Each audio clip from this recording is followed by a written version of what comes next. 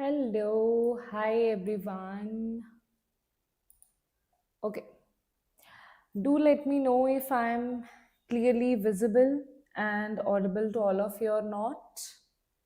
Yes, students, do let me know. Yes, everybody, do let me know if I'm clearly visible and audible to all of you or not so that we can start with the session. Yes, students, so that we can start with the session, right?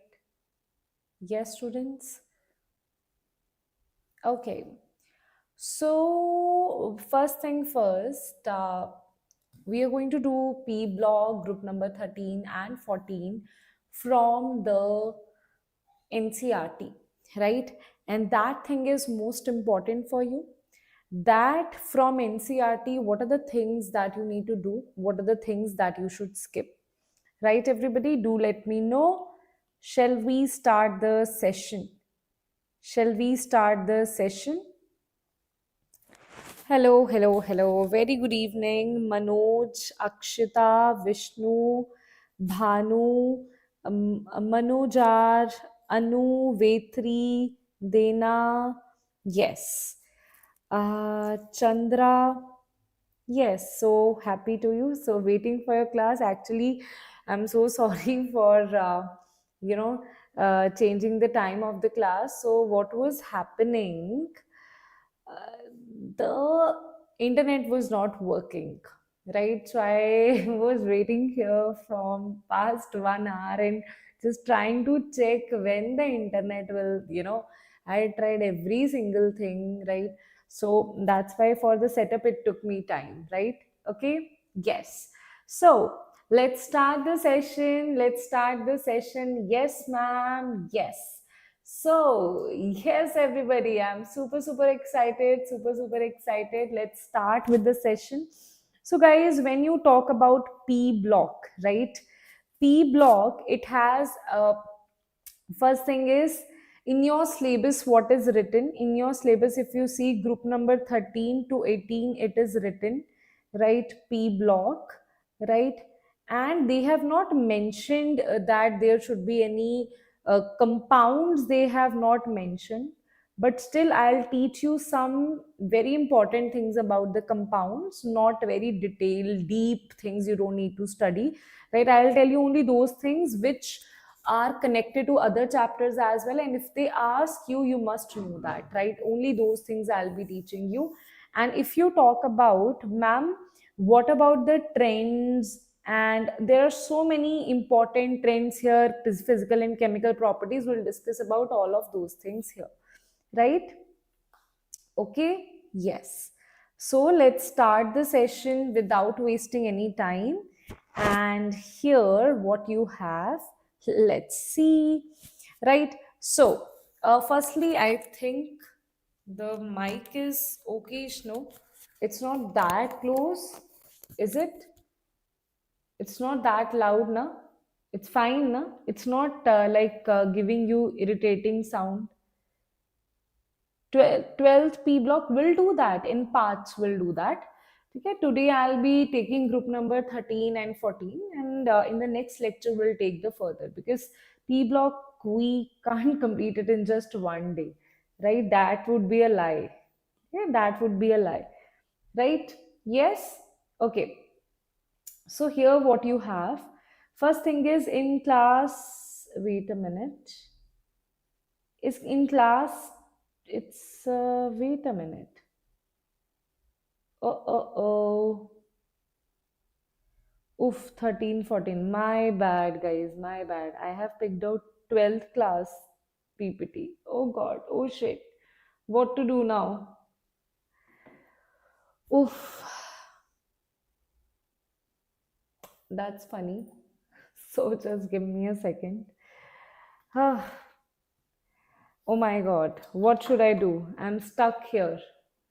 I'm stuck here. What should I do, guys?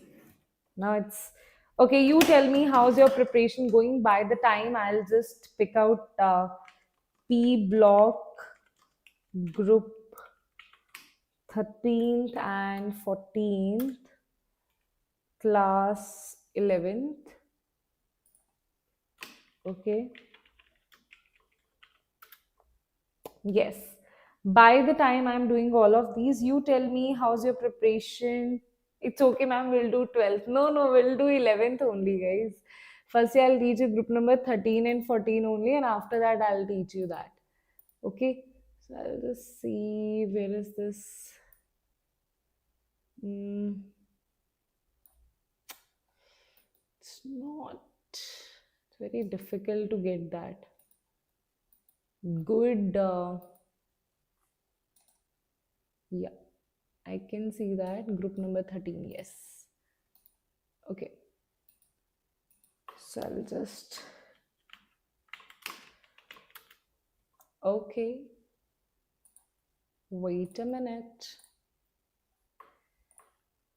Wait a minute. Hmm. So, okay. Now, what I'll be doing, I'll be just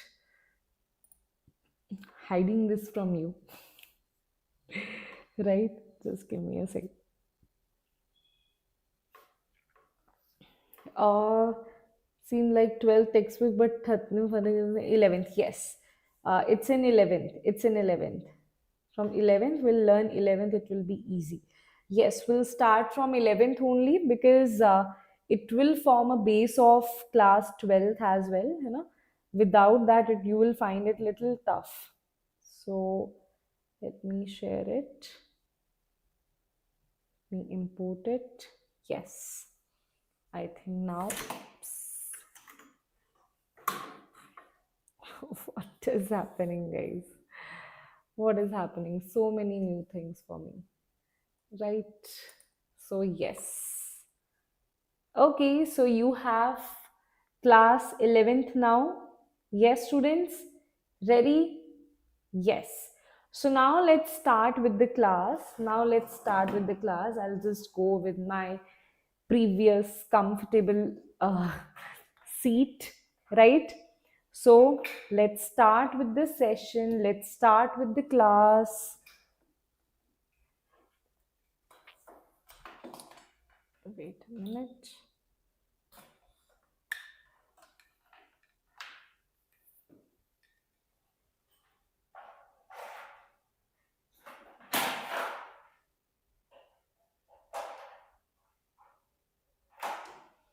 So, how are you feeling after such a long time I'm taking your class?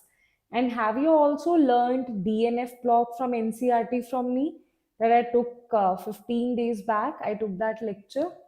Have you also seen that? Tell me, everyone. Have you also seen, and I can see your chats over here. Have you also seen that? Honey saying, ma'am, I can complete with only this lecture. Ma'am, can I complete whole chapter only? No, honey, that will not happen here. Right? So I'll be doing everything in detail. I'm teaching you from scratch. So it will take me 2 or 3 parts. Right? Had your dinner? Yes, I had my dinner. Right? Okay? Tell me. Now, finally, we are going to start the session. Right? Let's do that. Let's do that. Let's do that. So, if you see this here, first thing is the variation in properties of p block elements due to the influence of D and F electrons in the inner core of heavier element makes their chemistry interesting. Now, if you see a p block here, if you see a p block here, which, wait a minute, let me see, it is not mentioned here. Chalo, no issues. I'll just tell you how it is, right? If you see a P block, how it is, we know that here it is S block, here you have D block, and here you have P block. And this is F block. This is S, this is D, this is P, and this is F. Now, before P block, you have these D block elements that are not from the first element, right? It is not from the starting. That is why in between, because you have added this in between, that's why this is what will create some very interesting abnormalities here. And if you see, this F block is actually inner transition. It has come from this side. This we have learned in DNF block. This is actually after lanthanum, after actinium. So we can see that also here, that because of this F block, inner transition elements, also P block will have some abnormalities. And all those abnormalities we are going to discuss today. Right? Okay, let's see. What are those abnormalities that we are going to discuss today? So if you see this here, the p block elements, the last electron enters the outermost p orbital. What we are saying? In p or p block elements, what will be the generalization here? Always there will be ns2 electrons. In np, there will be 1 or 2 or 3 or 4 or 5 or 6, maximum this. Because in p orbital, you can have only 6 electrons because of 3 orbitals. That is why maximum it can go up to 6, right? So this is what he is saying, that in p block, the last electron enters outermost p orbital. As we know that number of p orbital is there, 3. Therefore, maximum number of electrons that can be accommodated is 6. Continuously, there are 6 groups because the maximum electrons that are accommodated here is 6. Thank you so much, Manojar. Thank you so much. Right? That's really sweet of you. Right? That's Guru Dakshina that you have given us. Right? So, yes. So, let's see this. Let's see.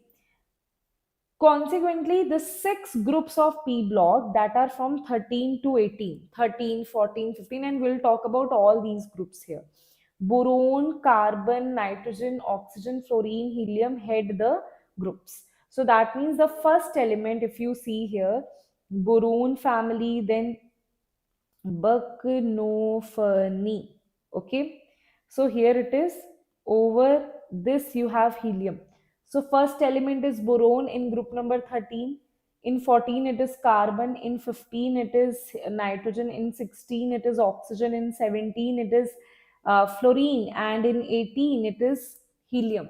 These are the 13 to 18 groups that you have.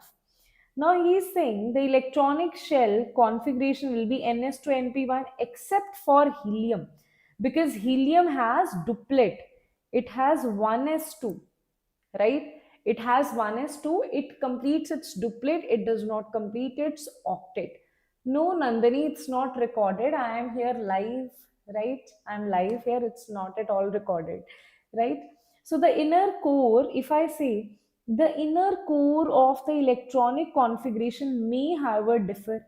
Inner core means that what we are discussing, that here, if I say, here you will also have the starting of D block here, right?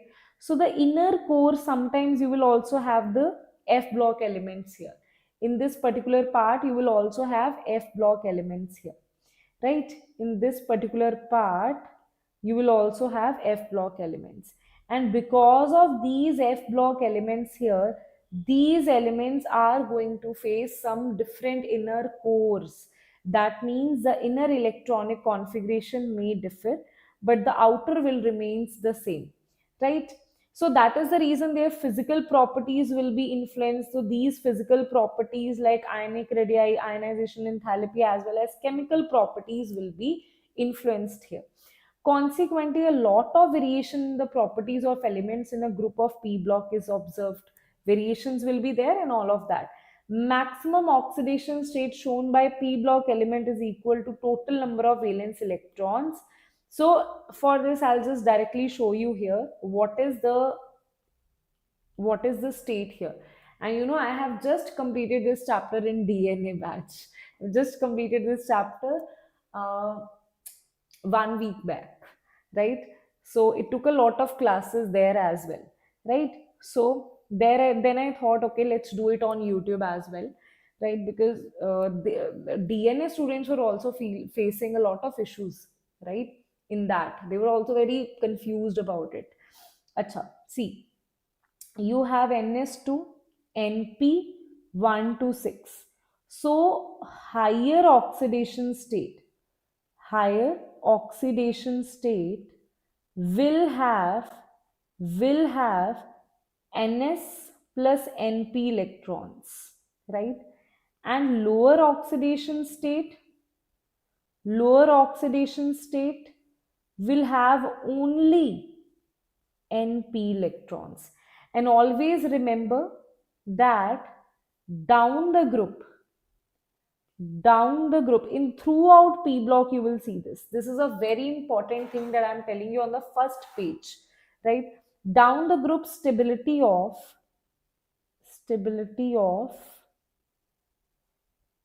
lower or higher oxidation state, which one is better, ma'am? DNA or YT? See, if I am teaching there, so both are better. If I am teaching on YouTube, it's not like I'll be teaching you bad on YouTube and I'll be teaching better on in DNA. It's not like that. You can ask the DNA students as well. But definitely, because in DNA, see, all the chapters are being already completed, and right now last chapter is going on, that is ionic equilibrium. So definitely in a batch there is a proper sequence, right?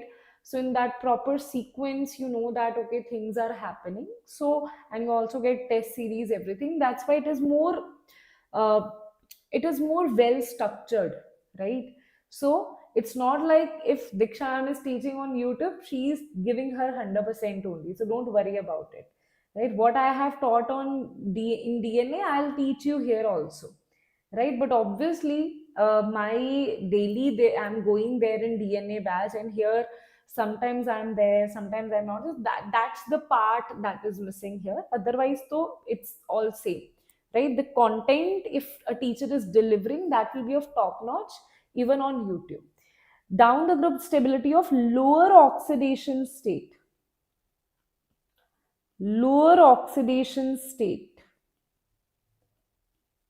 increases. Okay. Down the group, the stability of lower oxidation state will increase. That is important. So let's see this here, right? Now what we have, consider a lot of variation in the properties of elements in a group is observed. Maximum oxidation state, right, shown by P block is equals to total number of valence electrons. Clearly the number of possible oxidation state increases towards right of the periodic table. Now, if you see this here, now I'll just tell you the valence electrons, okay? Valence electrons. Tell me about the valence electrons. See here, it is valence electron is 3. This is 4, this is 5, this is 6, this is 7, this is 8. And the electronic configuration in all of these is going to be, this is going to be Ns2 Np1 because 3 valence electron, this is Ns2 Np2, this is Ns2 Np3, this is Ns2 Np4, this is Ns2 Np5, this is Ns2 Np6. Now if you see this here, that what is higher oxidation state? Higher oxidation state is obviously 3, 4, 5, 6, 7, 8. Lower oxidation state is what? What is the lower oxidation states here? Only the P. 1, 2, 3, 4, 5, and 6. Here it is, we are talking about losing. So add plus plus plus here. Okay. So the thing that you will get to know in the end, I have already given you that clarity in the starting. Okay.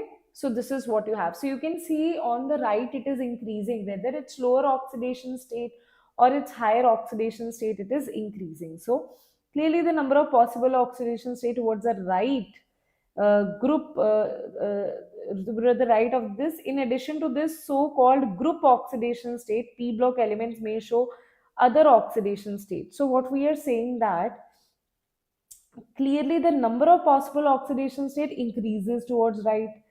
In addition to this so-called group oxidation state, P block elements may show other oxidation state which normally but not necessarily differ from total number of valence electron by unit of 2, right? That means they are talking about lower oxidation state. Lower oxidation state is differing by 2 na. 3 minus 1 is 2, 4 minus 2 is 2, 5 minus 3 is 2, 6 minus 4 is 2, 7 minus 5 is 2, 8 minus 6 is 2. So all of them are differing by a number of 2, right? So this is what they are saying, that it will differ by number of 2. That is the group oxidation state. The important oxidation state exhibited by p block elements are shown. Boron, carbon, nitrogen families, the group oxidation state is more stable for the lighter elements in the group. So what we are saying, they are discussing about group oxidation, lower and higher oxidation state. So now they are saying that group oxidation state is most stable for lighter element. That means higher oxidation state is stable for lighter elements, because this is your group oxidation state, right? Okay, right? Just remember, this is important point, that what is your group oxidation state. Instead of higher oxidation state, they can say group oxidation state. So this is also called as group oxidation state. In the exam, if they give you group oxidation state, that means they are talking about higher oxidation state. Then, however, the oxidation state of 2 unit less than this becomes progressively more stable in heavier. This is the same thing that I have written, that down the group lower oxidation state increases. That means other than group oxidation state that you have, that increases. The occurrence is that the way it is written in NCERT, that will confuse you. Otherwise, it's simple only. Okay. Occurrence of oxidation state of 2 unit less, that means lower oxidation state, then the group oxidation state are sometimes attributed to inert pair effect. Now, this is the reason why lower oxidation state is more stable in heavier atoms, in in heavier elements. Why we say lower oxidation state is more stable? Because down the group you have addition of d orbitals and f orbitals, which leads to poor shielding effect by d and f orbitals, which is your inert pair effect. That is the reason lower oxidation state is more stable, because down the group, see what is happening in inert pair effect. I'll just write it here. In inert pair effect, DNF have poor shielding effect. Poor shielding, right? That is the reason down the group what is going to happen, because of their poor shielding of DNF orbitals. The outermost electrons will be attracted by the nucleus, and that is the reason when it is attracted by the nucleus, it's very difficult to take out electrons from p orbitals as well, right? From sorry s orbitals as well, because s orbitals are more penetrated in the nucleus. They are more penetrated because of their spherical shape. They are more penetrated in the nucleus. It's very difficult. See, simple thing is how easy it is to take out. How easy? Tell me one thing. In these oxidation states, what we are saying, how many electrons it will lose?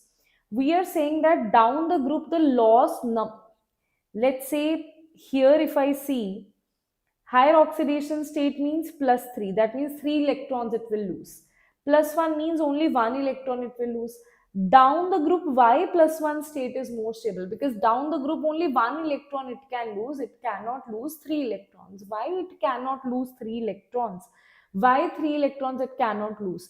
Because down the group what is happening, there is d orbitals and there is f orbitals, right? If you see the structure here, this is s block, this is f block, this is d block, and this is p block. So because of this d and f orbitals, that is the inner transition elements, that is the reason that the s orbitals are more penetrated in the nucleus. Why? Because d and f orbitals do not have very good shielding effect, and that is the reason it's very difficult to lose them. That is why down the group lower oxidation state stability is going to increase. and the reason is inert pair effect, right? Everybody tell me. Okay, tell me everyone, is that clear what I am saying here? That's why I'm asking you, in live class or not? Yes, it is a live class, Bhanu. Yes. Okay. Yes, very good. Acha, tell me now. Clear, no? Right? Acha, let's see the next thing. General electronic configurations, an oxidation state of p block element. General electronic configurations, if you see, this is ns to np1, ns to np2, ns to np3, ns to np4, ns to np5, ns to np6, except for helium. Then here first element is Bucknofani. Okay, Bucknofahi, right? So here it is He, right? These are the first elements, right? And group oxidation state, that means they are talking about higher oxidation state. Here they are talking about other oxidation state as compared to higher oxidation state. So these are the higher oxidation state: +3, +4, +5, +6, +7, +8. All these are higher oxidation states, right? And if you say, ma'am, what are the lower oxidation state? I'll just pick this. Always remember, higher oxidation state are Ns plus Np. Let's see what are the lower oxidation state. Lower oxidation state be 2 minus higher oxidation state. So the one that I'm marking by this pink pen is lower oxidation state. That will be always there.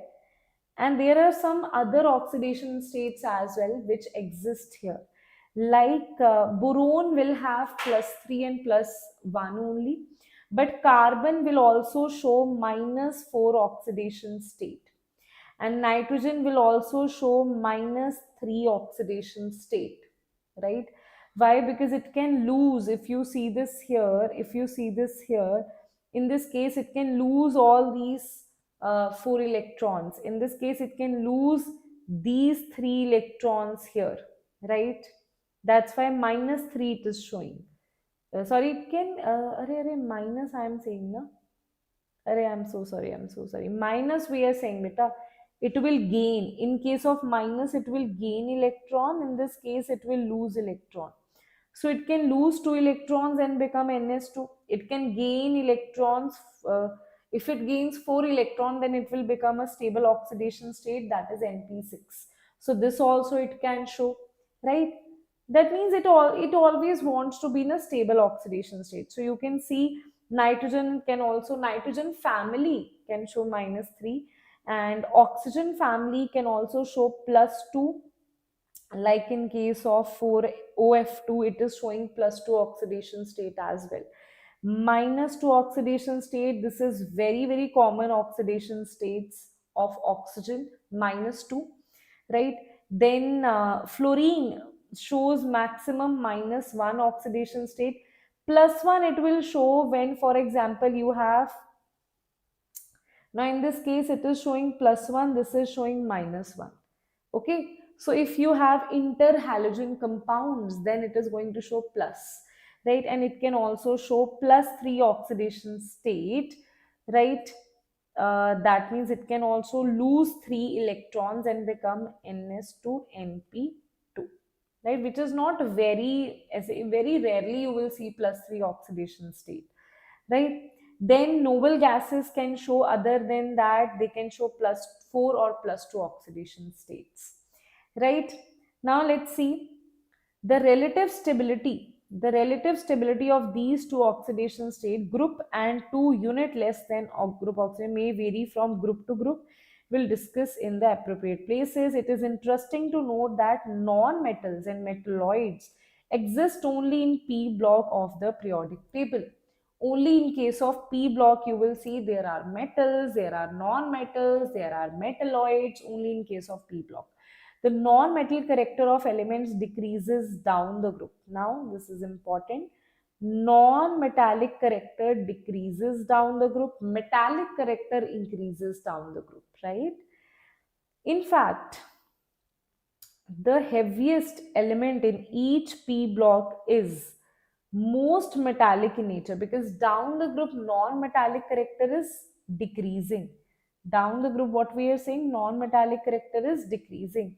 If Vicha, I am saying that its non-metallic character is decreasing, non-metallic character is decreasing, then can I say that its metallic character will increase? So heaviest metal will be most metallic in nature. The change from, now we are saying, this change from non-metallic to metallic brings diversity in chemistry of elements of that group. In general, non-metals have higher ionization enthalpy and high electronegativity than metals. Hence, in contrast to metals readily form cations, non-metals readily form anions. So, what we want to say, that non-metals have higher ionization enthalpy, because see, down the group non-metallic character is uh, decreasing, and down the group ionization enthalpy is also decreasing. That means that non-metals are going to have higher ionization and higher electron negativity. Both of them will be higher here, right? What will be higher? Higher ionization. This they can ask you in statements. Non-metals have high ionization, high electronegativity. Okay, that's why reading this is very important, right? Now this you must know that these non-metals, metals readily form. Metals you will mostly see Mg2 positive, Ca2 positive, Na positive. You will never see anions of these things. So metals form cations, non-metals form anions. Now, the compounds formed by highly reactive non-metal with highly reactive metal are generally ionic because of large differences in their electronegativity. We know that if something is of group 1 and group 17, because see, along the period, this we have studied, that along the period electronegativity decreases. Thank you so much, Chinu. Thank you, Chinu. So, along the period, electronegativity will decrease or increase. Electronegativity is going to, along the period, increase. Now, fluorine has maximum. So, it has maximum and it has minimum. Metals are electropositive. And that is the reason if you see NaCl, is it ionic or covalent, ma'am? This is highly ionic in nature, because one is very electropositive, other is very electronegative. And that is the reason if you have a very good metal, if you have a very good non-metal, they will always form ionic bond. So you can say compounds formed by highly reactive non-metal and metal are ionic because of large differences in their ionic compounds of non-metals and metals because of large difference in their electron negativities. Other than that, compounds formed between non-metals themselves are largely covalent. That means if two non-metals are making a compound, then it is going to be covalent in nature, right? The change in metal, so this is the effect of metallic and non-metallic character.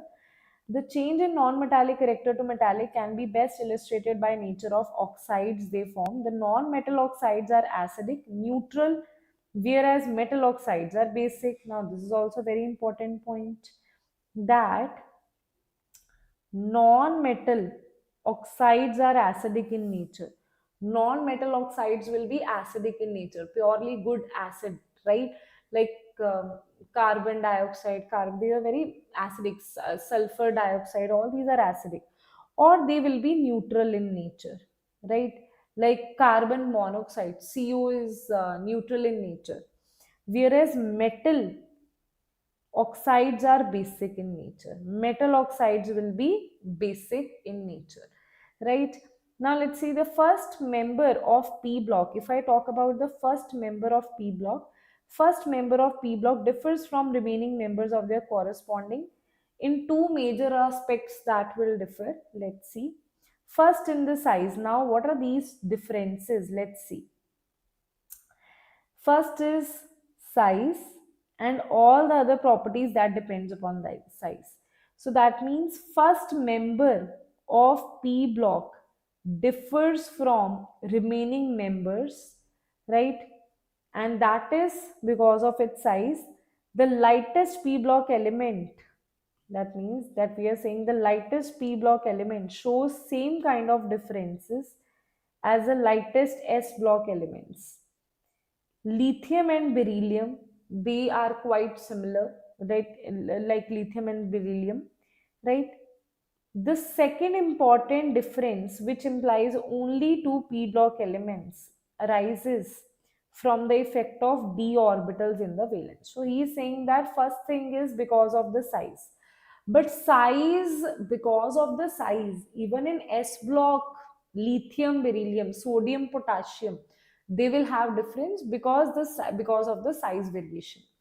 But now he is saying there is another factor that is responsible, that there is anomalous behavior of first element that they show. What is that?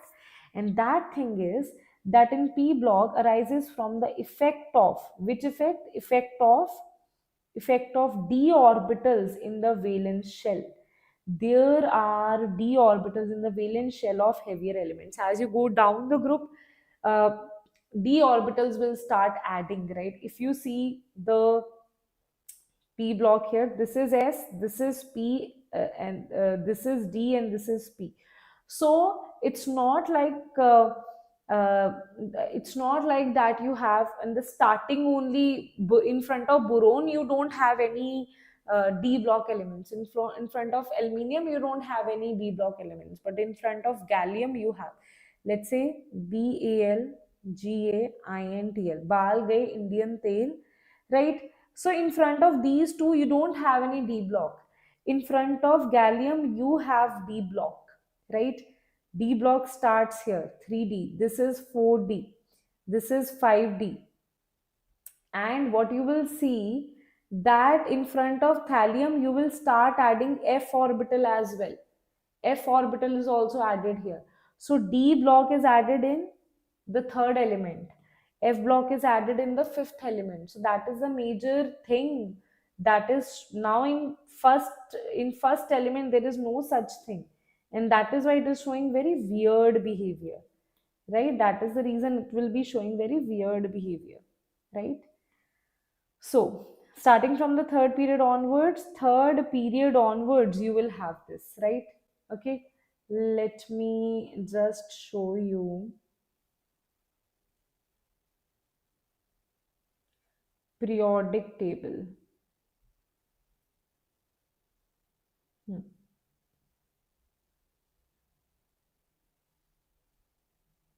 I'll just download this, okay?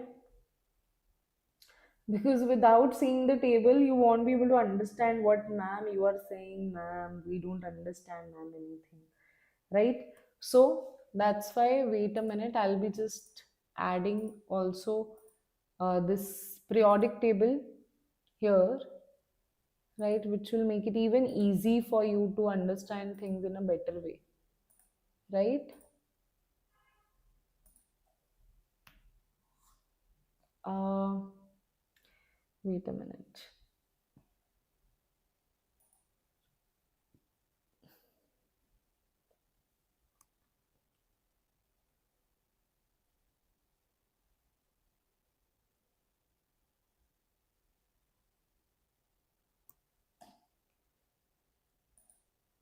Let me just add.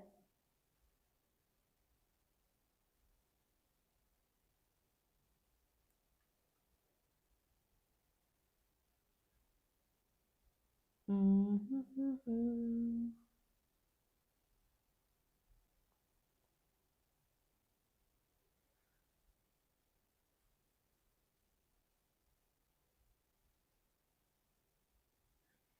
Wait a minute.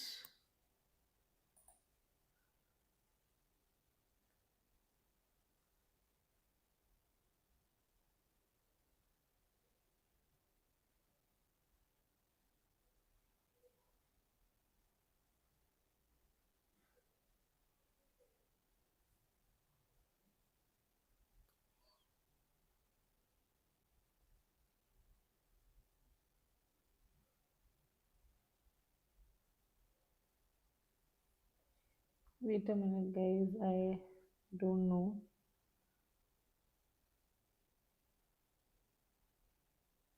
how to add photos. So I'm seeing that how to add. If I'm not able to do that, I'll just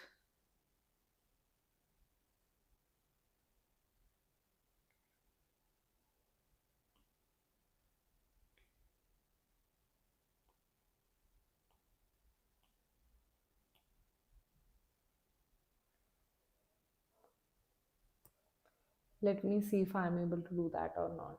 Do you think I'll be able to do that?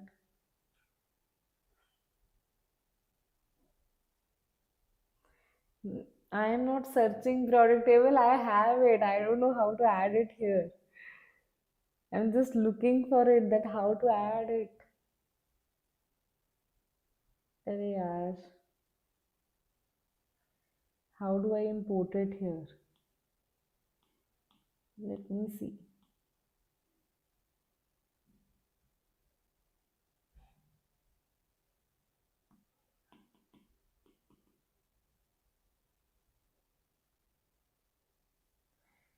Hmm, guys, I think I won't be able to. ठीक है? So I'll give up and I'll draw it. Okay? I'll draw it. I give up, guys. I give up. I don't know how to add that, right? So wait a minute. Let me just do this. Okay, this is S block, right? And if you see, I just want to show you that how it looks like. Okay, otherwise, so actually not looks like, look like, and in fact, I think this is better way. This is a better way that I'm drawing it for you, right? So, so if you see this here, right? Let me just give me a second. Yes. Okay. Now here you will have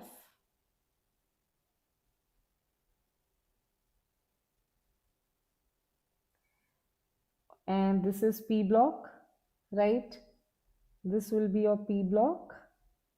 And how many periods are there? Tell me, how many periods are there? There are 7 periods, right?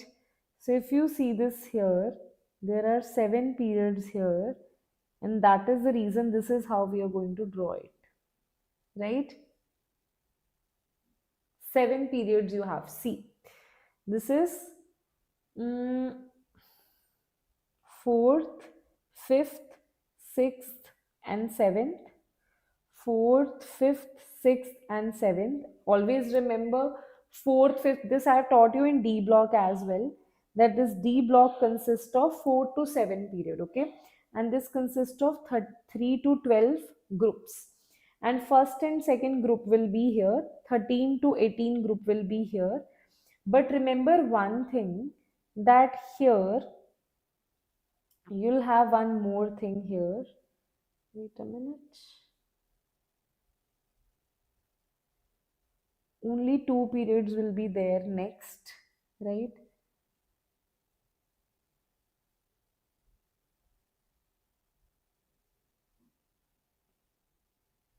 Okay.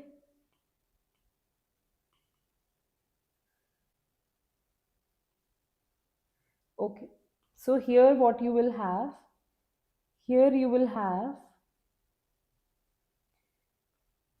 a very controversial atom element, that is hydrogen. And here what you will have, here you will have another very controversial element, that is helium, right? Okay. Now this thing should be clear in your head, what is where, right? This thing should be clear in your head, that what we are having where, right, everybody? Okay, this you must know that what is where. Now what are the important things here? Important things are that this is 13 to 18 and in P block, because we are discussing P block. So what you will see In case of p block, 1, we'll duplicate it, this is 2, I'll duplicate it, this is 3, and this is 4. Now in case of p block, before p block, and here you will also have inner transition elements. Okay, after this you will have, I'll just draw it like this, that there is inner transition elements that you will have.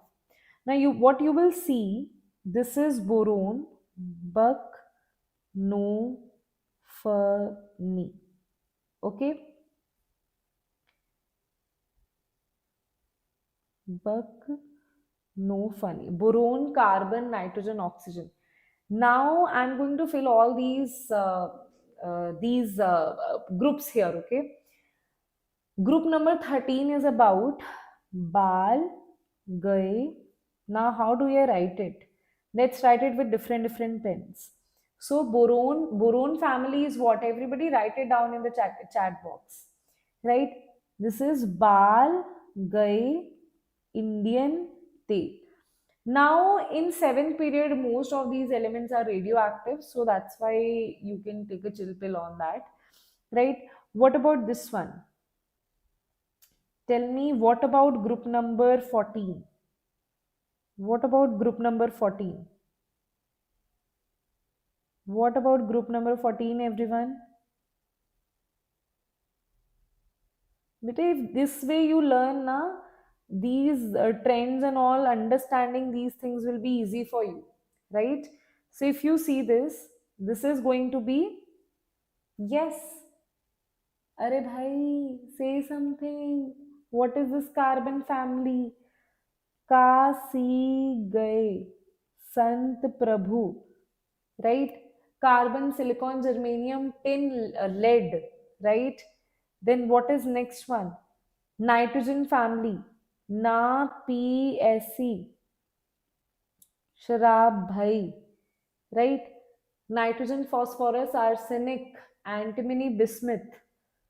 Then oxygen family, us, se, te, po. What is this? This is oxygen, sulfur, selenium, tellurium, polonium. Fluorine is what? Fluorine is what? Fluorine is fluorine, chlorine, bromine, iodine. Just remember it as it is, right? Right? Then Hina, Nina, or Katrina, right? Hina, Nina, or Katrina, xenon, and then radon. Okay, that is going to be it. This is what you have to remember for your exam, right? Now, what all the exceptions that we are discussing in inert, pair effect, and everywhere, what we are exactly discussing, we are saying that in front of this you have addition of which orbital. This is halaki, if you see, this is second group, this is first, wait a minute, this will be third period, this will be second period, this will be first period. So can I say the first element of p block lies in second period, right? Can I say that lies in second period? Yes. D electrons filling starts from which thing? From the third element. Every third element, if you see, will have B block. That means this thing will always say, okay, will always say these are the elements that has starting of D orbitals, in which you will face that D orbitals are showing some kind of effects here, right? And now can you see one more thing, that in case of this, that is in case of fifth element, you will have f orbital. In case of f electron, you can just directly write f electrons filling starts from fifth element. Fifth element. Okay, this is the reason there will be so many exceptions, Right? Okay, right, everybody? Sure.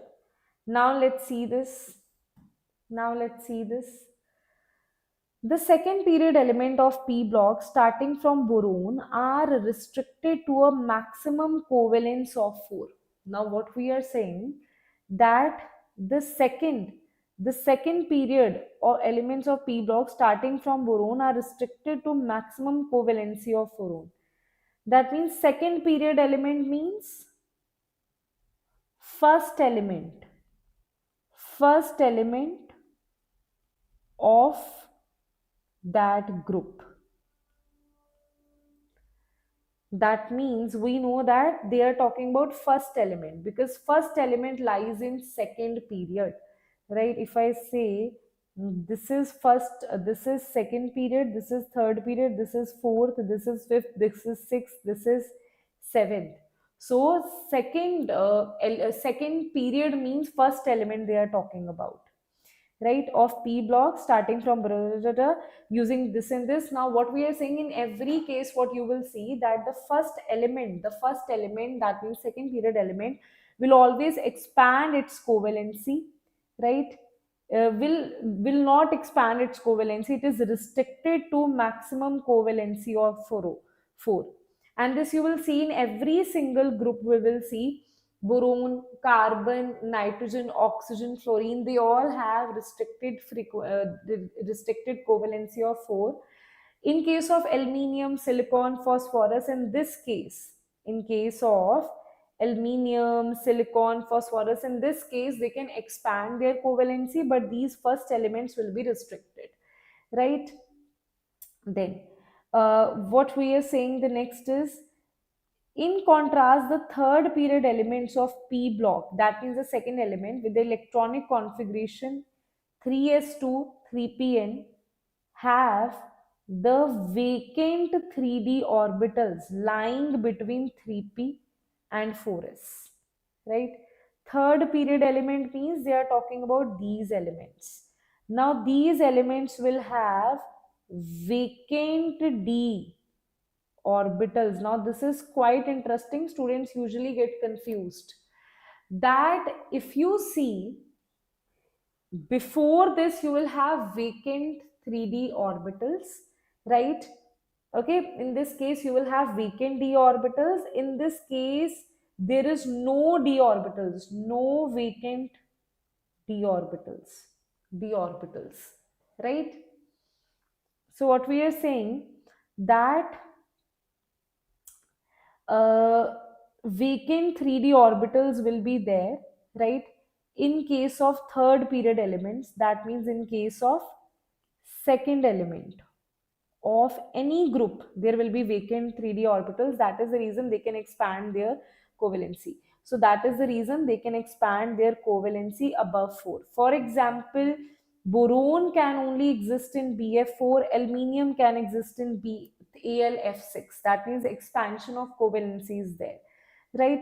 So we can say the presence of these d orbitals influences the chemistry of heavier elements in in so many other ways. The combined effect of size and availability of d orbital considerably influence the ability of the elements to form pi bonds as well. The first element of a group differs from the heavier element in its ability to form p pi multiple bonds with itself.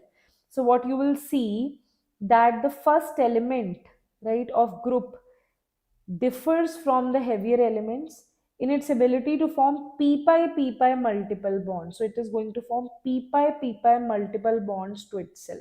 For example, carbon forms multiple bonds because it's a first element. Silicon does not form. Carbon forms, silicon does not form, right? Then when you talk about nitrogen forms, and also to other elements, to other, that means it can form p pi bonds with itself and also to second row elements, right? Okay, and to other second row elements. This type of p pi bonding is not particularly strong for heavier p block elements. Down the group it's not very good, right? So we can say the heavier elements do not form pi bonds but involves d pi, p pi, or d pi d pi, right? So that means they don't form, heavier elements do form pi bonds, but see, in lower elements, it is p pi bonds. In heavier, it's p pi d pi because there is involvement of d block elements. So we'll say here, heavier elements, what they form? They form d orbitals, d pi p pi or d pi d pi bonding they will form, right? So we can say as the d orbital are of higher energy than the p orbitals, they contribute less to the overall stability of the molecule than does p pi bonding. So p pi bonding gives more stability because of their energy differences, right? However, the coordination number in the species of heavier elements may be higher than those of first element in the same oxidation state. For example, they are giving plus 5 oxidation state for both nitrogen and phosphorus form oxo and ion. In case of nitrogen, it is NO3 negative, but in case of phosphorus, it is PO4 3 negative. So we can say the coordination number is different, right? So what they want to say, the coordination number, right? The amount of surrounding atom that is attached to it, the coordination number in heavier elements may be higher. In heavier elements is higher than those of first elements in the same oxidation state. Example is plus 5 oxidation state, nitrogen is NO3 and phosphorus is this more, it has more coordinate, more oxygen bonds, right? Then in this unit, we'll study the chemistry of group 13. So let's start with group 13 elements, right? Most of things you have studied already. Now you will see that how these things are linked.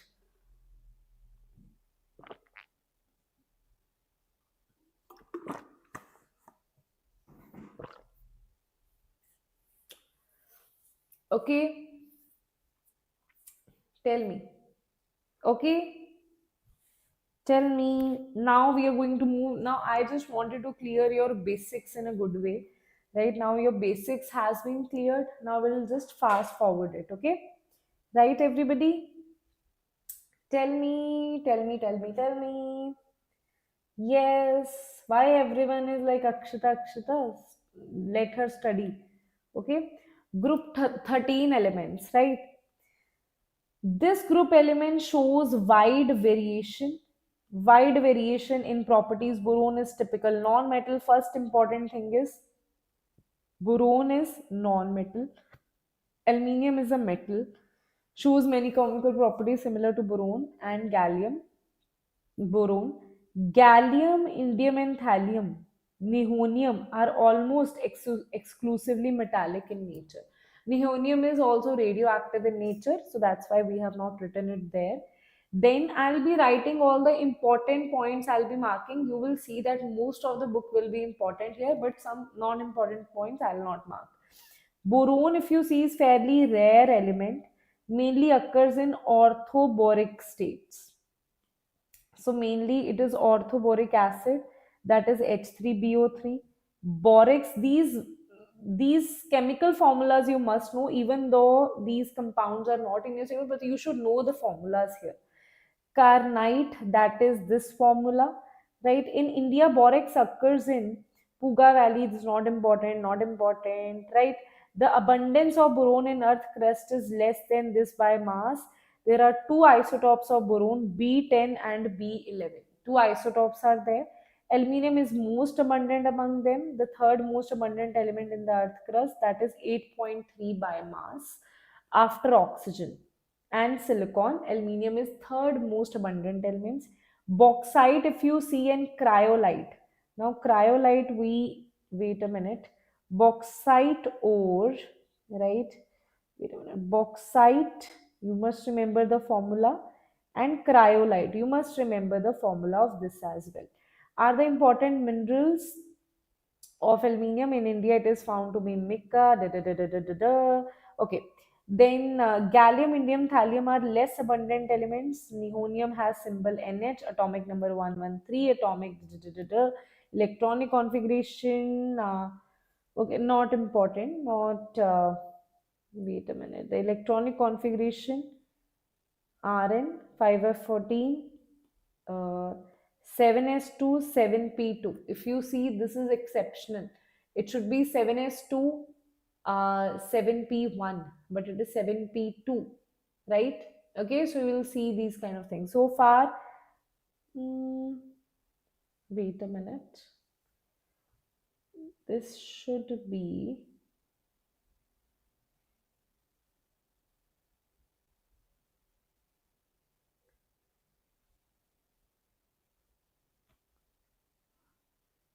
wait a minute.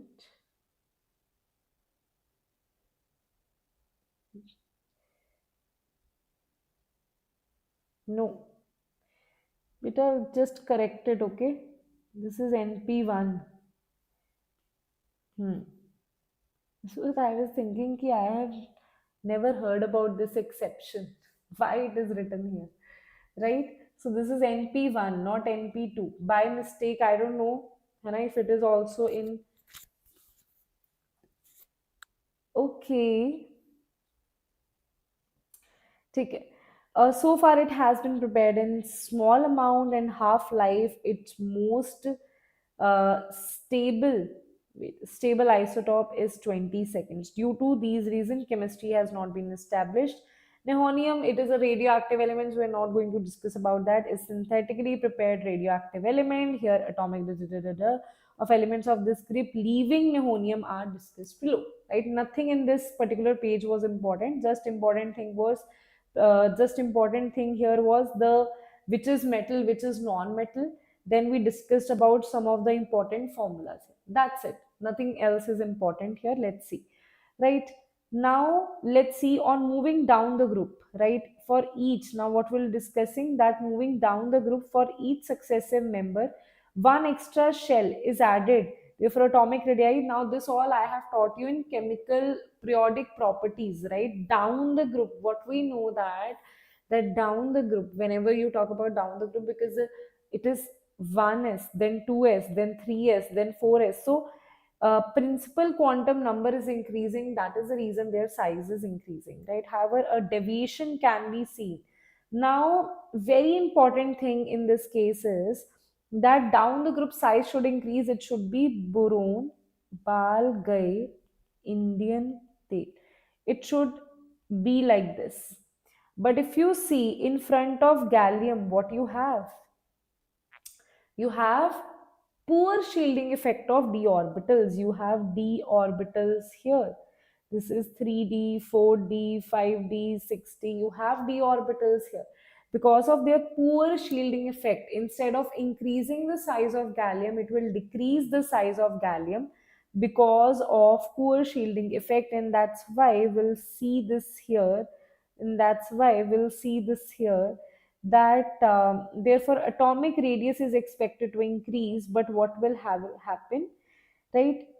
A deviation can, atomic radius of gallium is less than aluminium. This is understood from the variation in this d block elements, that presence of 10 d electrons offer poor shielding effect for outer electrons. That is why nuclear charge, because inner core electrons, these inner core electrons that are supposed to protect the outermost electron from the nucleus, they are attracting it. When they are attracting, because they are not able to protect it, when they are not able to protect it, the outermost electron is being attracted. That's why instead of increasing the size of gallium, see guys, simple thing is, what should have happened, this is nucleus, this is nucleus, this is the outermost electron. These are the 3d electrons.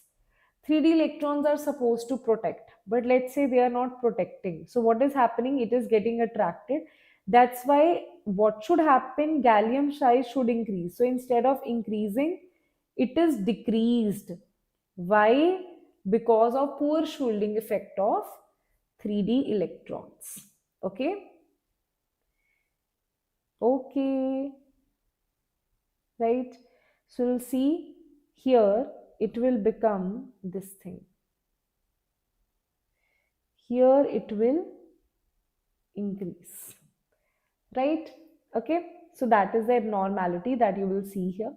Electronic configuration, if you see, electronic configuration is ns2np1, then boron and aluminium have noble gas core, gallium and indium have noble gas plus 10 electrons, thallium has noble gas plus 14 electrons. That I have already told you here. Okay, now things will not be difficult for you to understand that in front of gallium and indium you have 10 d electrons as well. In front of thallium you have 4f electrons here as well. I can just write it here, 4f also. Here you will have 5f. Nihonium you will have 5f, but we are not discussing nihonium here, right? Okay, then the electronic structure of this for the first two groups of element discussed in this difference, not important, right? Let's see, right? Then the ionization enthalpy, it is most important order, and it's a very interesting one, so I'll just directly show you how to learn that, right? Differences are same. Why it is so? Just remember this w, okay, that is stretched from here, stretched from here. This one is upper. So what we are going to write it, how we are going to write it, let's say this is boron. Firstly, go one by one. First element is boron, Bal, then Al, then Ga, then Ion, then Tl, right? And you know what I would advise you? Oh,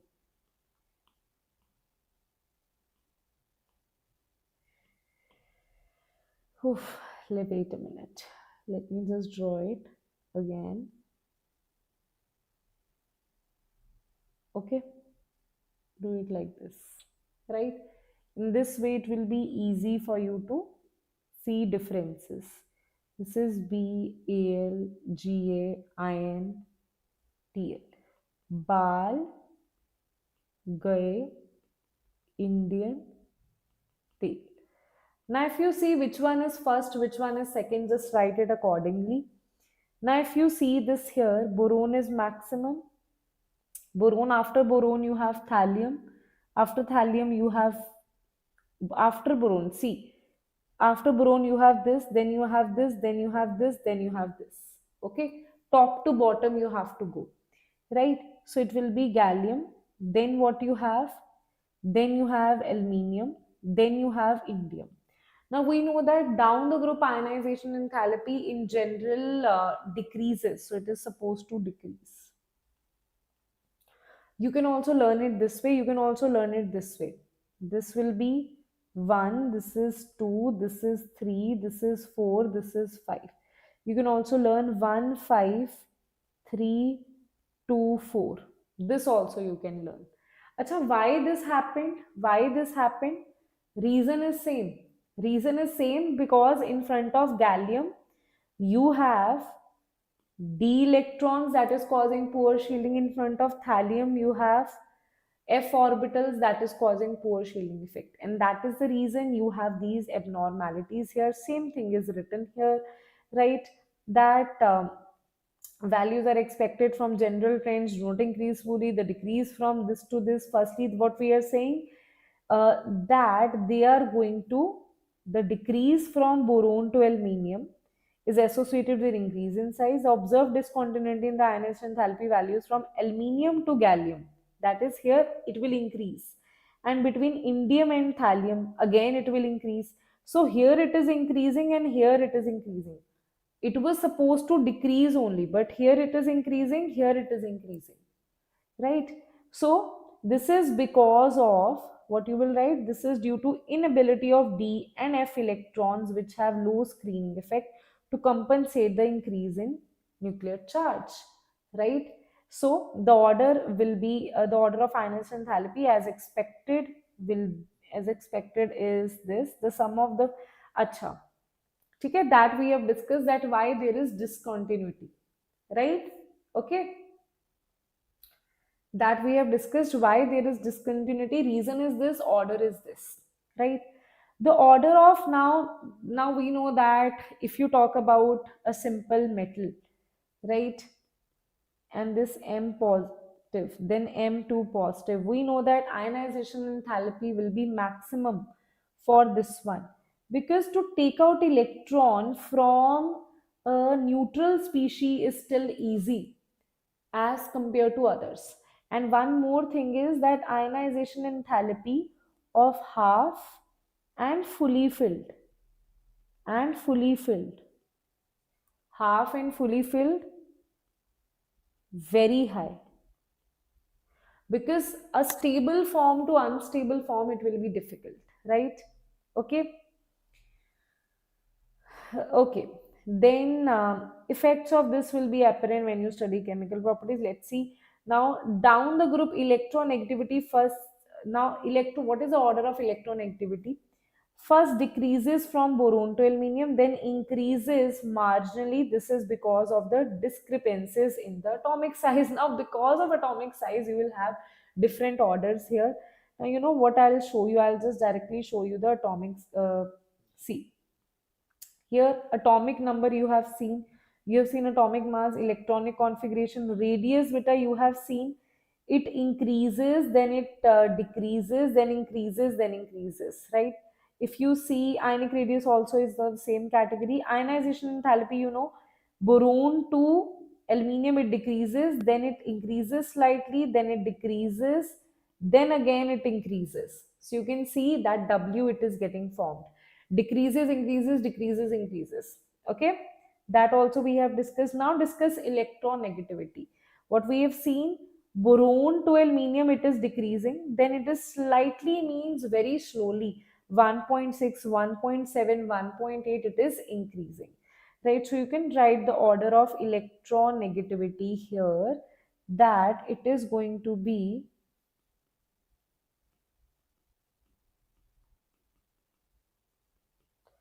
so it is going to be, firstly it is going to decrease, right? Then it will increase slightly. Okay, first it will decrease, then increase slightly.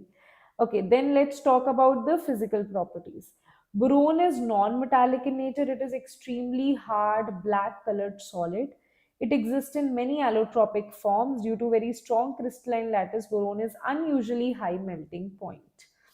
Okay, ionization enthalpy also we have discussed. Let's discuss the density. It is increasing, increasing, it is increasing only, so there is no different thing in density, so we are not going to talk about that, but you must know it is following a simple order, right? In case of melting point, can you see boron has abnormally very high melting point, 2453, and rest of it is decreasing. Then this gallium has very low, and this is very important. Gallium, we can also melt it in our palm. This you must have studied in lower classes, that gallium, we can melt it even in our palm. It has such a low melting point, right? So you can see this from the data, right? Then again it increases and increases. So what is happening? It decreases, go to minimum, then it increases. This is happening here, right? So I'll talk about melting point. I'll write melting point here. Melting point. It will go like this. It will go like this, right? Boron. This is aluminium. This is gallium. This is indium. This is thallium. So boron, gallium has minimum. Boron has exceptionally high, maximum, right? So you can see this over here, that boron has unusually high melting point. Very high melting point it has, some 2000. Rest of the members are soft metals with low melting point and high electrical conductivity. It is worthwhile to note that gallium with unusually low melting point of 303 Kelvin, very low, could exist in liquid state during summer. In summer, it exists in liquid state. Its high boiling point makes it useful material for measuring high temperature. This is very important thing, that gallium has very low melting point, but gallium has very high boiling point, high boiling point makes it very useful for which thing? Tell me. It is very useful material for measuring high temperatures, because see, it is not going to boil, it is only going to melt. So it is very useful in it is very useful material for measuring high temperature. Okay, so you can see this over here, right? Gallium has, wait a minute, gallium has high very high boiling point and very low melting point. You can see this over here, right? Okay, then let's see other things here, that is chemical properties. Let's see, students, chemical properties, right?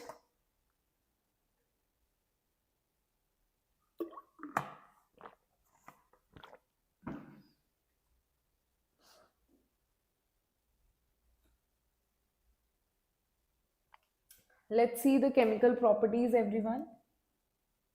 Okay, let's see. So if you talk about the chemical properties, what we are going to discuss, let's talk about that, right? So in chemical properties, what you have, oxidation state and trends in chemical reactivity, that we are going to discuss here. So what we say, oxidation state and trends. Due to small size, so firstly, it has very small size. Some of its first ionization enthalpy is very high, that we have seen. This prevents it from plus 3 ions, because some of first ionization, I don't know if I have pointed this out here or not, right? It's sum of first ionization enthalpy for each element is quite high here. Elements is very high. That is the reason it has very small size. It's very difficult to take out electrons.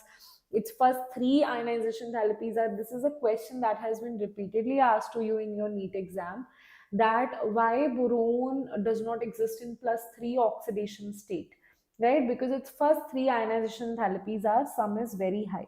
So small size of boron, sum of first three ionization enthalpy is very high. That is the reason plus 3, it prevents to form plus 3 oxidation state, and forces only to form covalent compounds, and only covalent compounds it will form, right? It will only share the electron, it will not lose the electrons. So if you see, ma'am, BF3, ma'am, exist, right? If you see, ma'am, how come BF3, ma'am, exist? Right, wait a minute. Ma'am, how come BF3 exists? BF3 is not after losing three electrons. It is a covalent compound that is formed, right? That's how it is existing, right? Then you have, but as we go from boron to aluminium, the sum of first three ionization enthalpy of aluminium considerably decreases. That's why you will see aluminium 3 positive will exist, therefore able to form Al3 positive. In fact, aluminium has high electropositive metal, it would want to lose electrons and become this. However, down the group, due to poor shielding effect of intervening DNF orbitals, down the group DNF orbitals will be there. See, boron and aluminium DNF orbitals are not there. Still, boron is not able to form plus 3. Why? Because its first three ionization enthalpies are very high. Then aluminium easily forms plus 3. Then after this boron and aluminium, you have gallium, indium, thallium. They also do not form plus 3 oxidation state quite easily, because here you have 3d electrons, here you have 4f electrons. Because of 3d electrons here and 4f electrons here, they face very poor shielding effect. That's why their size will shrink a little bit, and that is the reason that here you will see that they will also not be forming very easily plus 3 oxidation states, right? Okay, so down the group, due to poor shielding effect of DNA, increased effective nuclear charge holds ns electron tightly, responsible for inert pair effect, therefore restricting their participation in bonding. Ns orbitals are so much involved in nucleus, they are so much attracted by the nucleus because of poor shielding. DNF orbitals are not doing anything. DNF orbitals are not able to protect it. That's why they will come closer to the nucleus, and that's why it's difficult to lose this. As a result, only p orbital electrons may be involved in bonding. In fact, in gallium, Indian thallium, both +1 and +3 oxidation state are observed, right?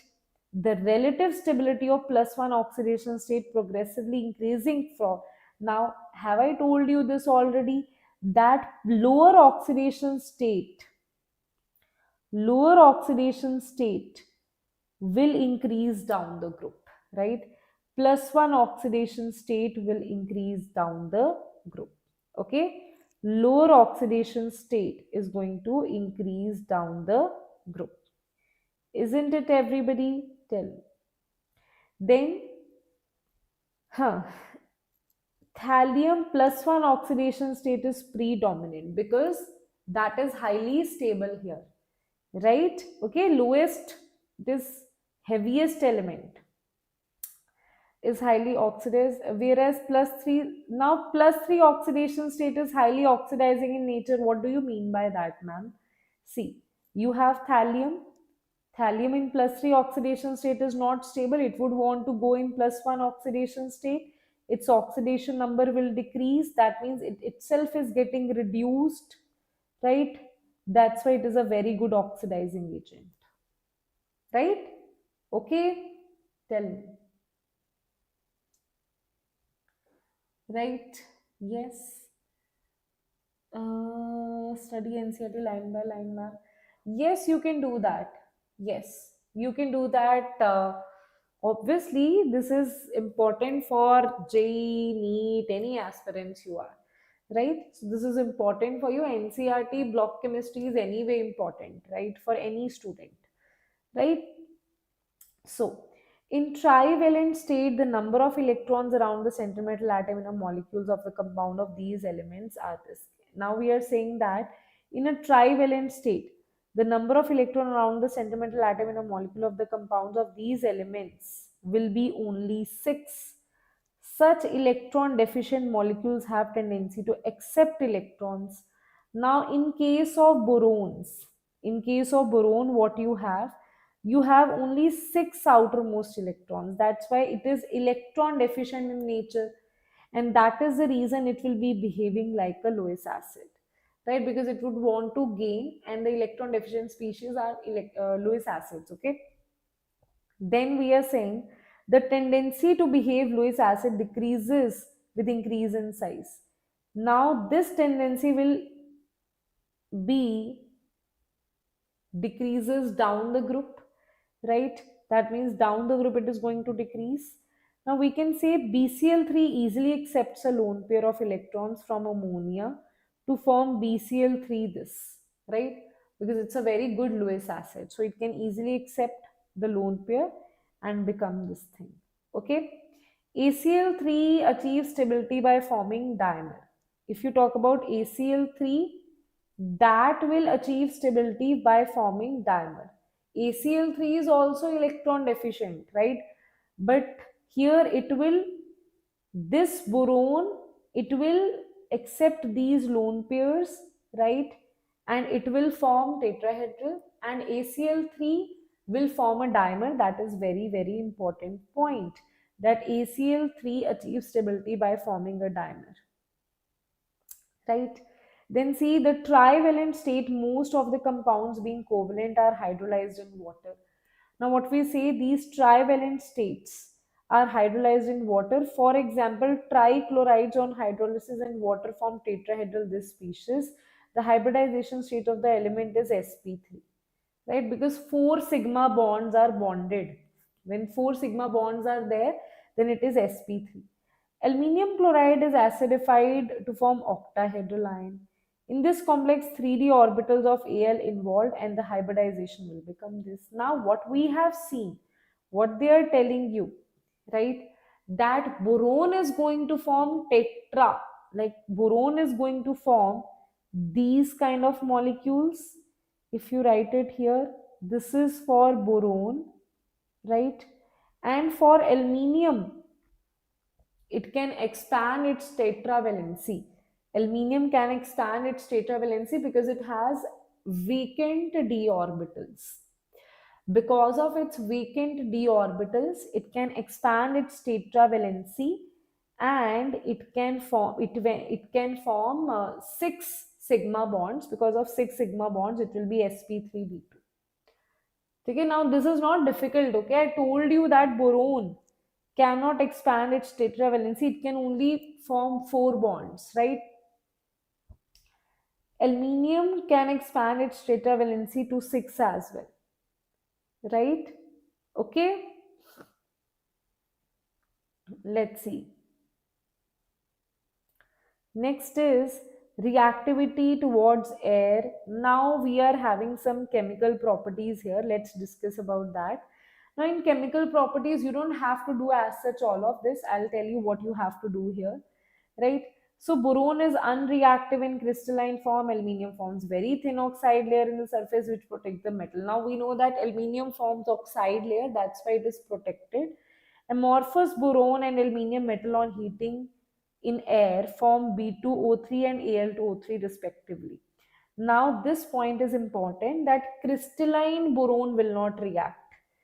Unreactive crystalline boron you have, and you have quite reactive amorphous boron and aluminium metal that are going to form E2O3 oxides, right? And with nitrogen it is going to form En, right?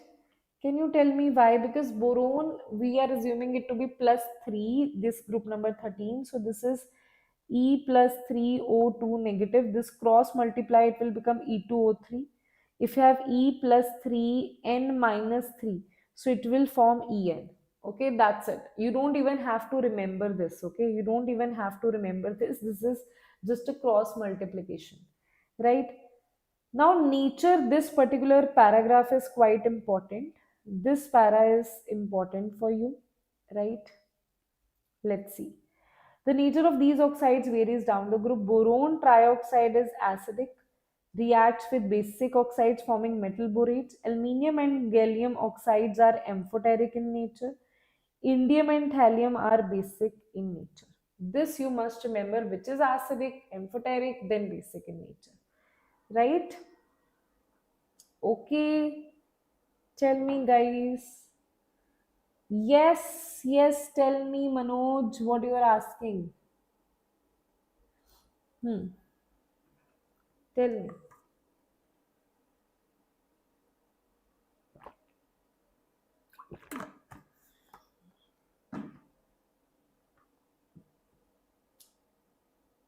Okay, any problem? Any problem, guys? Any problem you have?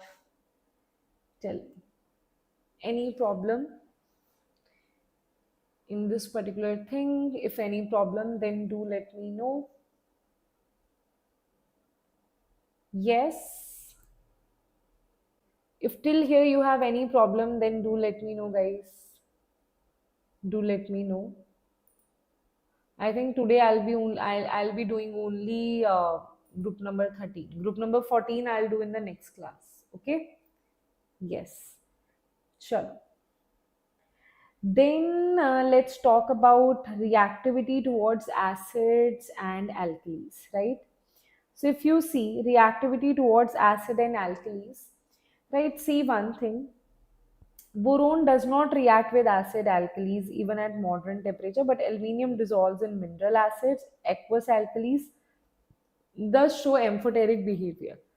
So what you need to remember here, that aluminium has amphoteric character. Okay, aluminium has amphoteric character. Just remember this. And aluminium dissolves in dilute this, liberates H2. However, concentrated nitric acid renders aluminium passive by forming protective layer. Now, what actually is there, that oops, what just happened?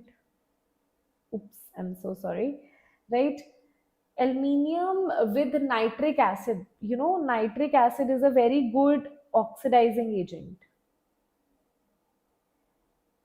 Nitric acid is a very good oxidizing agent.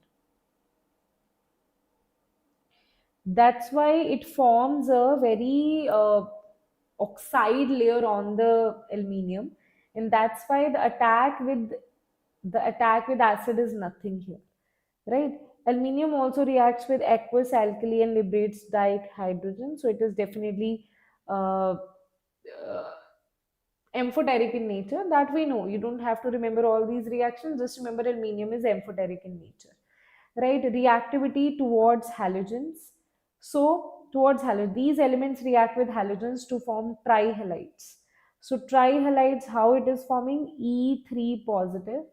What you have, E3 positive and X negative, will give you EX3. That's how trihalides it is forming. Now in trihalides you have some very very important things to note down. Okay, so I'll be highlighting those points which are extremely important for you to remember for your exam, right?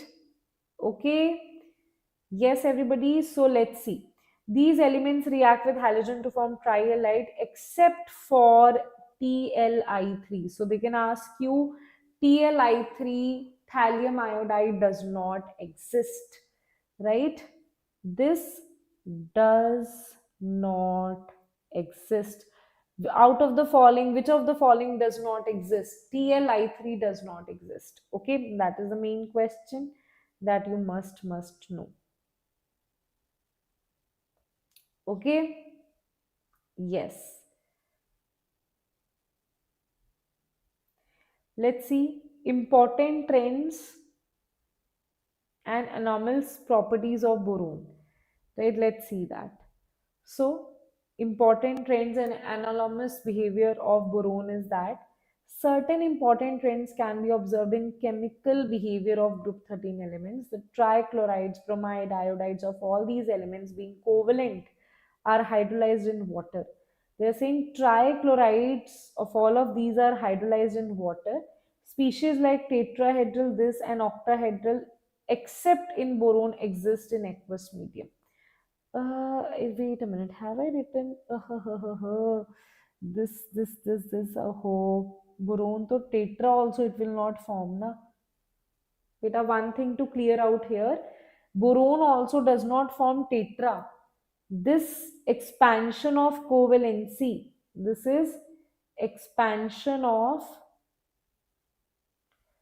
covalency does not occur in case of boron. Boron will not expand its covalency here.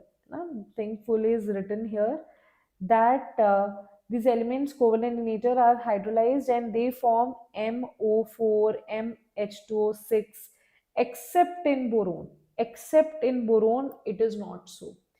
Okay, what I'll do now, I'll make all the exceptions in red pen, right? I'll just write it in red pen, except TL this, except in boron, right?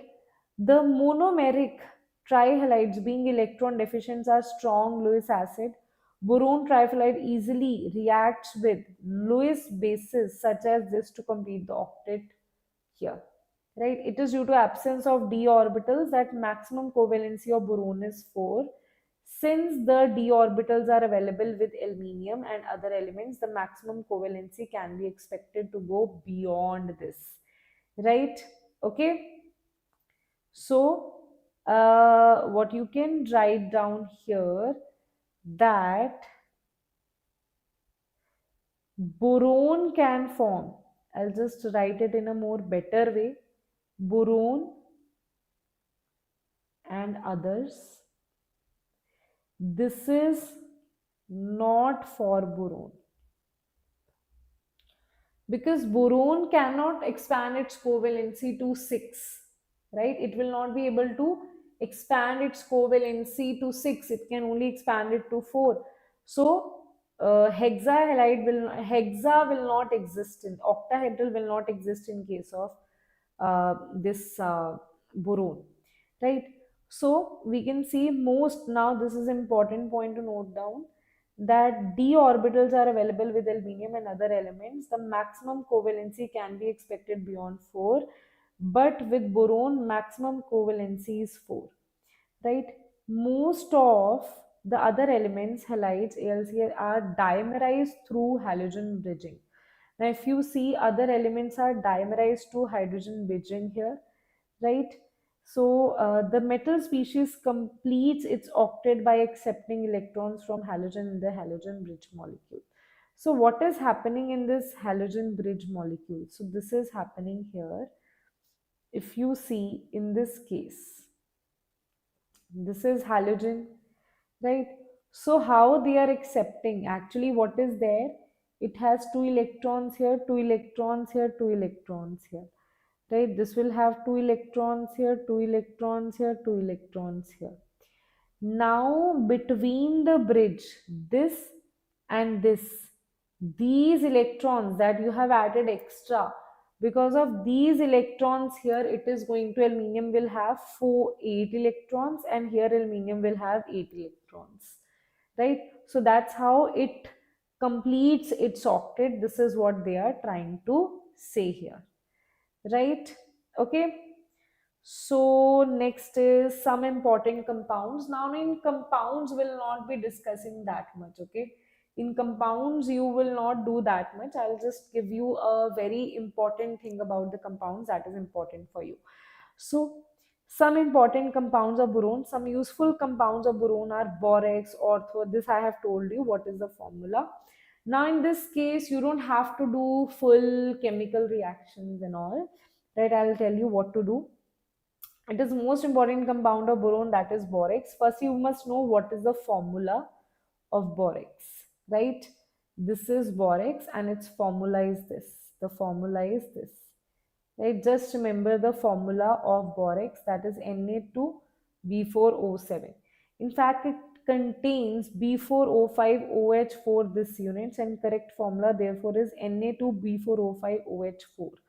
That means what we want to say, it contains these units, and that's why the correct formula will be, can be written like this, right? Okay.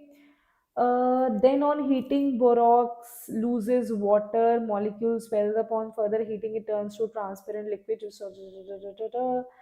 Acha, this you must know that there is a borax bead that is used here, right? So metabolite of many transition elements have characteristic colors, and therefore borax bead test can be used to identify them in the laboratory. So what exactly happens? On heating, borax first loses water and swells up. On further heating, it turns into transparent liquid that solidifies into glass like material. So firstly it forms metaborate, and this metaborate, you must know that it has a characteristic color. Metaborates have characteristic color, and that's why borax bead test is done, right? Okay. But you must know that this thing, that blue colored bead is formed in case of with cobalt. In case of cobalt, for cobalt it is of blue color. Borax bead is of blue color.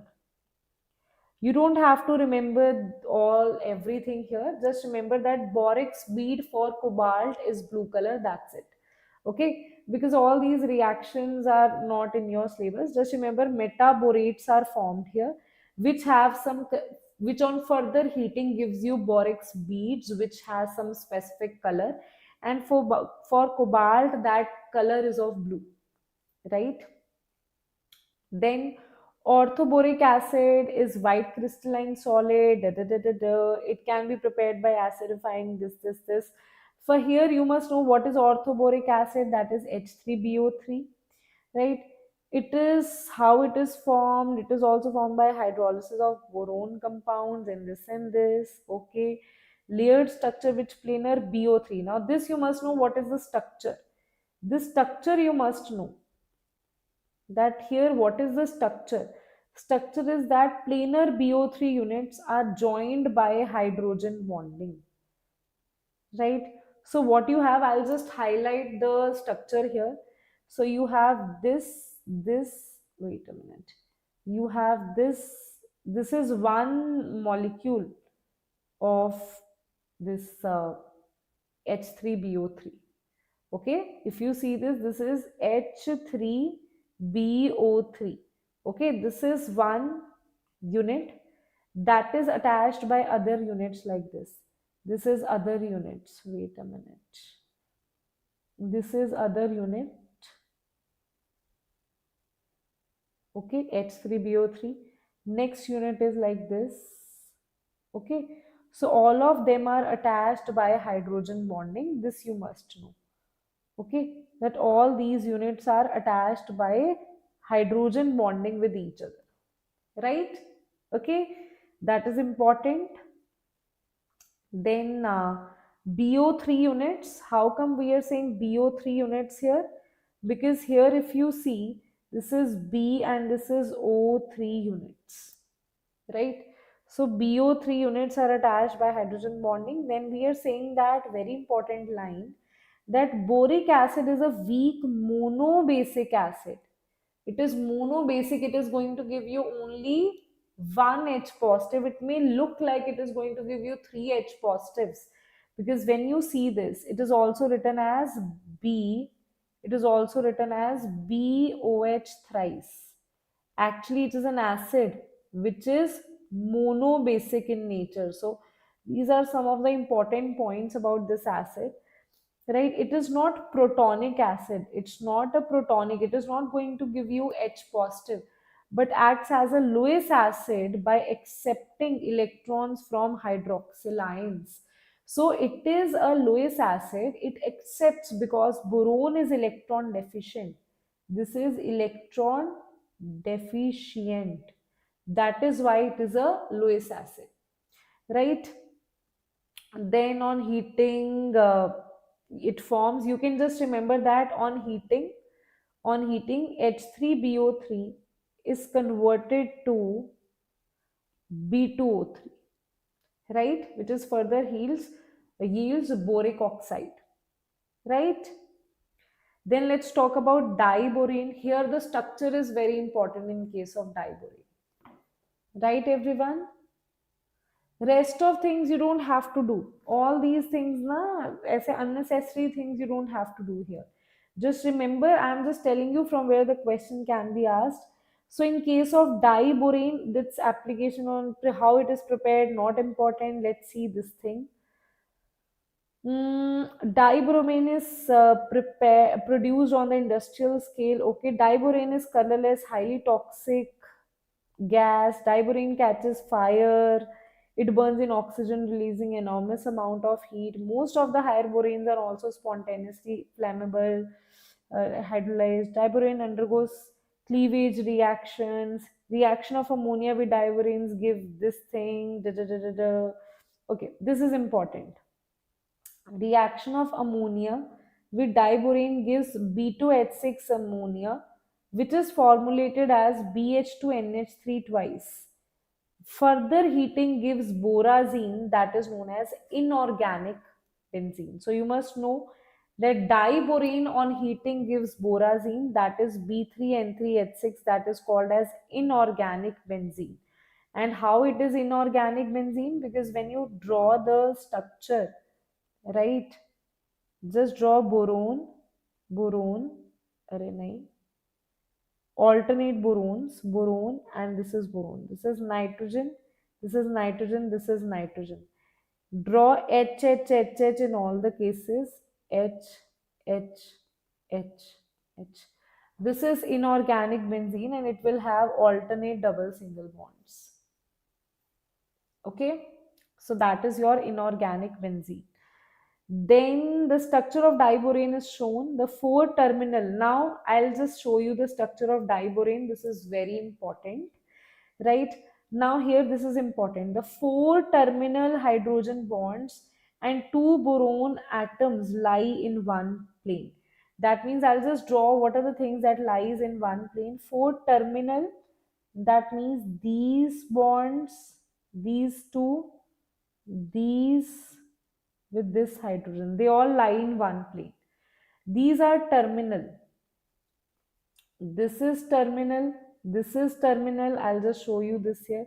This is terminal, this is terminal, this is terminal, this is terminal. These are terminal, and this one, they are non-terminal. They are bridged hydrogens. Okay, so you can also write it like this. This is terminal hydrogen, this is terminal hydrogen, this is terminal hydrogen, this is terminal hydrogen. These are bridged hydrogens that you have.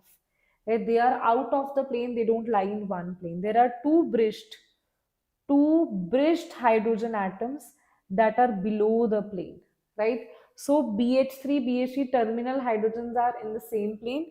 One hydrogen is bridged hydrogen is below the plane, other is also below the plane, right?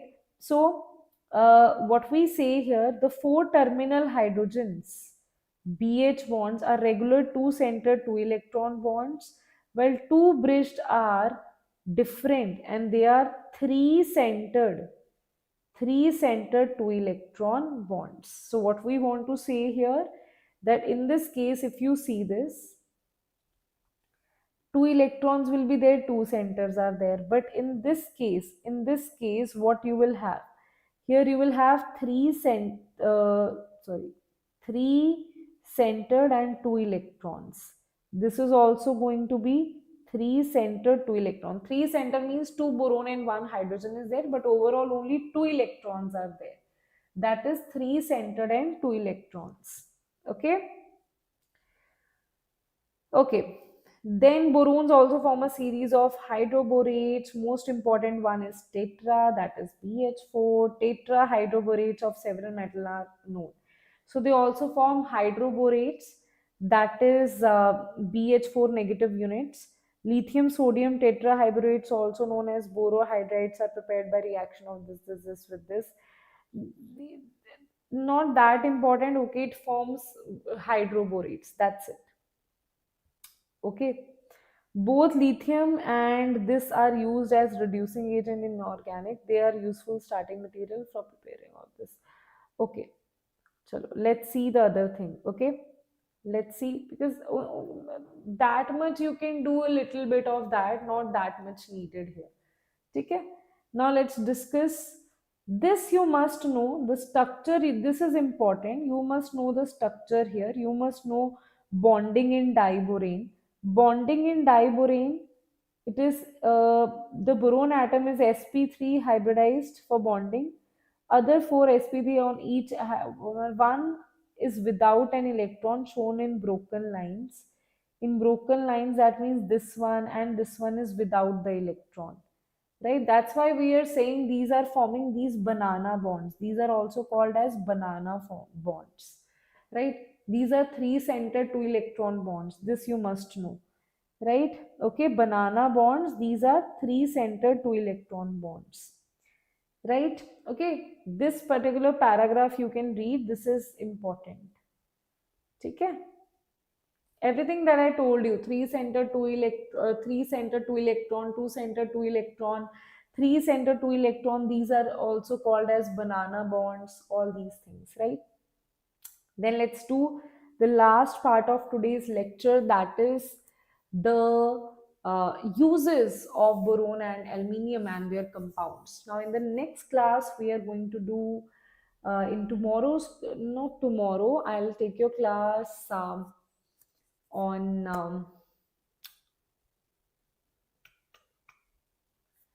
let me see, Tuesday and Wednesday, Thursday I'll take your class. Okay, Thursday I'll take your class, right? Let's see. So if what you have here, we have boron being extremely hard refractory solids of high melting point, low density and very low electrical conductivity.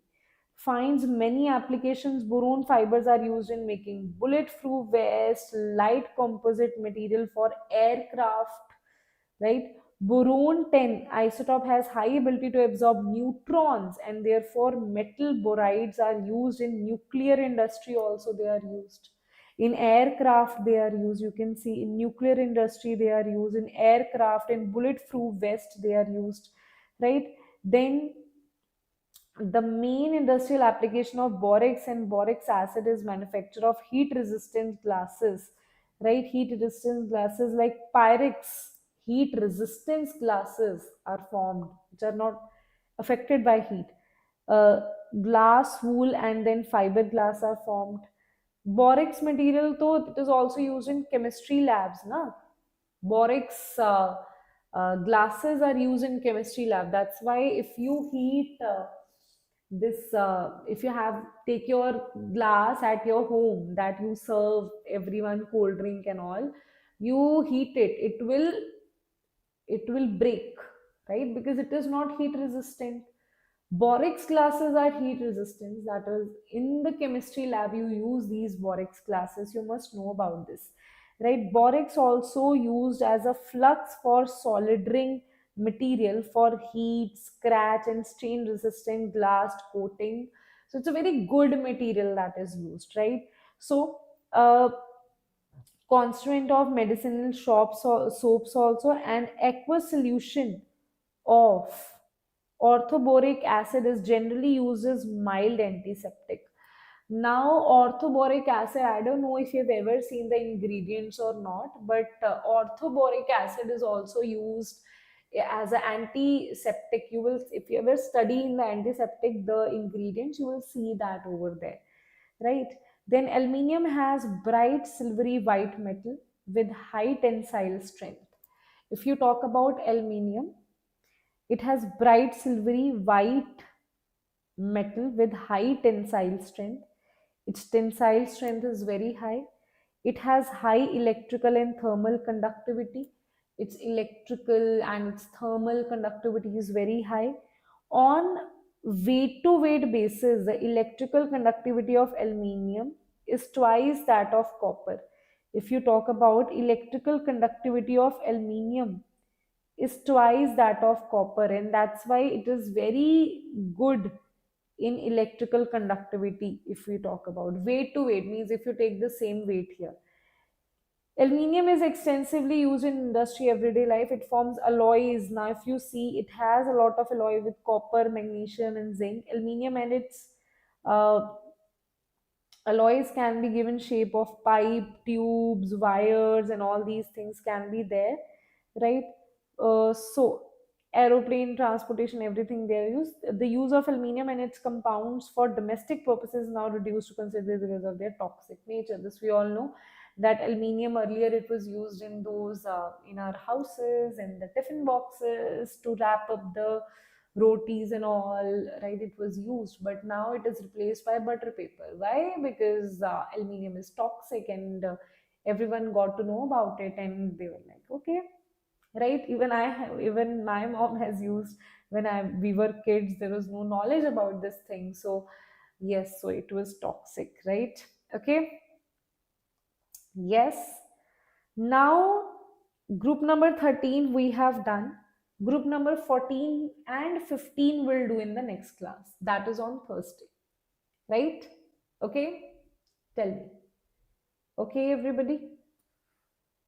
And I'll take your morning class. I'll see when I can take, right? But on Thursday, I'll see that when I can take your class, because tomorrow I won't be able to take.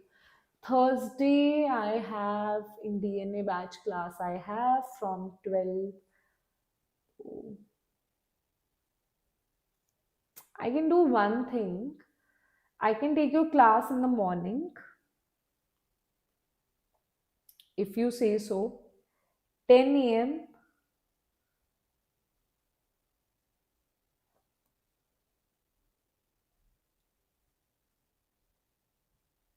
But then, no, not possible.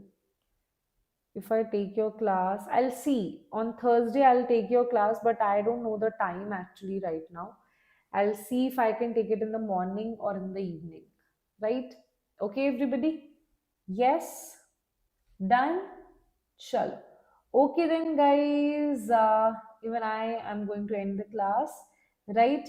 Now you can all relax, and I'll go and we'll do group number 14 and 15 in the next class, right? Because now we know the starting, the basics we know. Now 2 hour class we can do two groups, right? So I'll take 1, 2 or 3 hour class on Thursday. Then maybe I'll see if I can take a class on Sunday as well. Okay, right? Okay, chalo. Okay then, guys. Bye bye.